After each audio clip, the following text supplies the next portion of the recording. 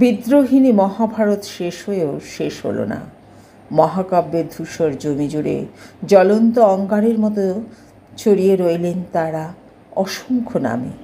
কিন্তু এই পরিচয়ে বিদ্রোহিণী নারীত্বের ভয়ানক অগ্নিস্রোতকে মহাকাব্যের কথাকার শুধু নীতিকথার শাসন দিয়ে বেঁধে গেছেন অনন্তকাল ধরে মহাভারতের ছত্রে ছত্রে।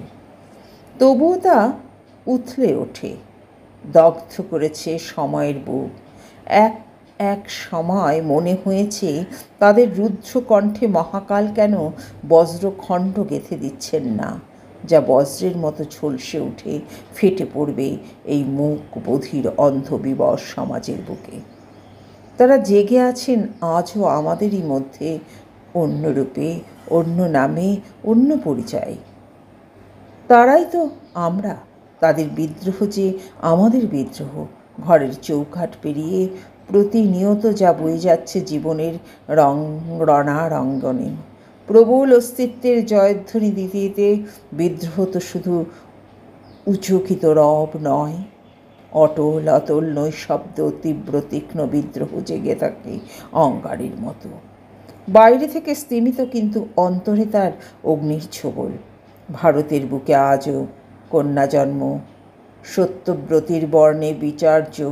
শৈশব থেকে কন্যা জন্মসূত্রে কুন্তীর রান্না বাটি, ঘরকন্যার দায়ভার, অসম বিবাহের অলিন্দে আজও গান্ধারীর মৃত স্বপ্নের চোখে সমাজের অন্ধ বস্ত্রখণ্ড, আজও অশ্ববর্ণ বিবাহের কটাক্ষে হিড়িম্বার অপমান জেগে আছে আদরিণী বধূ হওয়ার মূল্যে সুভদ্রার অস্তিত্বহীনতার আর্তনাদ।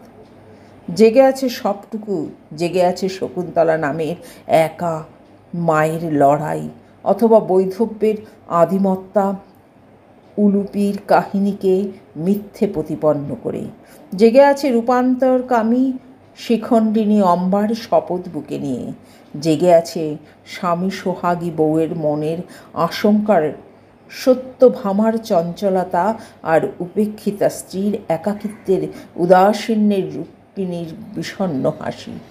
আজও পুরুষ স্বভাবা নারীর অপূর্ণতার পরিহাসে, চিত্রাঙ্গদা আর উচ্চকুলের স্বার্থে বলি প্রদত্ত বালিকা উত্তরা জেগে আছে এই সমাজে, এই ভারতভূমিতে।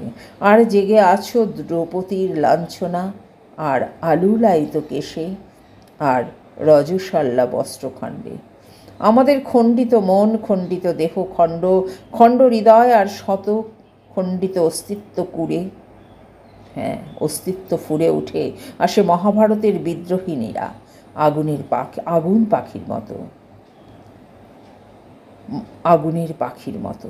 মহাকাব্যের পাতায় লিখে রাখা সীমান্ত নির্দেশকে পুড়িয়ে দিয়ে তারা কানে কানে বলে যায়, ভুলে যেও না, এই সৃষ্টির বুকে বিদ্রোহের ললিত ধ্বজা প্রথম গেঁথে দিয়েছিল এক নারী। প্রকৃতি তার নাম, আমরা সেই প্রকৃতির কন্যা। যুগে যুগে এই পৃথিবীর জমাট বাঁধা অন্ধকারের বুকে আমরাই বিদ্রোহের প্রথম উচ্চারণ।